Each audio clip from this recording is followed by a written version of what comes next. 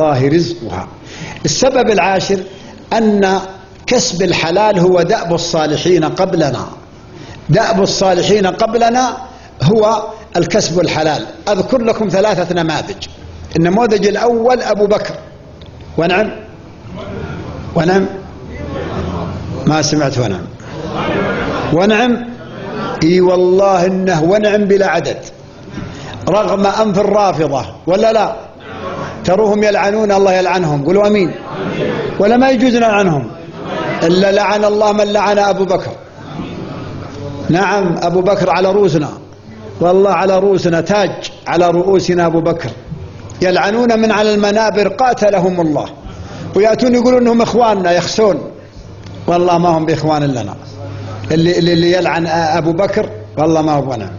ابو بكر ونعم، بذل نفسه وماله واهله وولده لله رب العالمين. قال النبي صلى الله عليه وسلم قال اقتدوا بالذين ايش بعدي.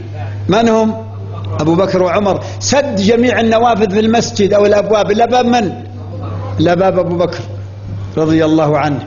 اذن ابو بكر رضي الله عنه يوم من الايام جيء له بطعام فاكله، ثم سأله وجد فيه شبهه فاخرج هذه اللقمه وقال والله لو خرجت روحي لاخرجتها.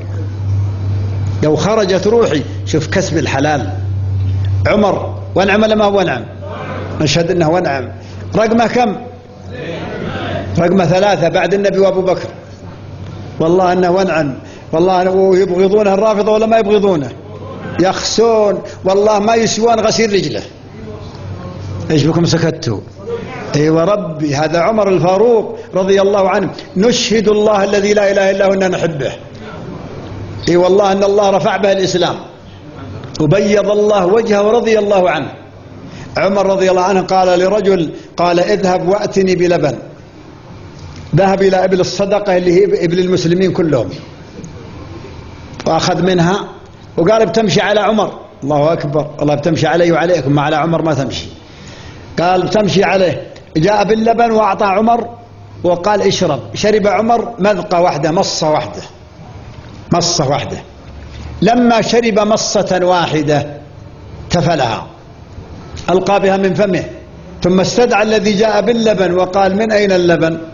قال من ابل الصدقه، من ابل المسلمين، ليس من ابلك. قال والله لقد وجدت مرارة الحرام في فمي فألقيتها. وين الكسب الحلال؟ وين الموازين؟ اللهم اجعل موازيننا دقيقة في الحلال. إذن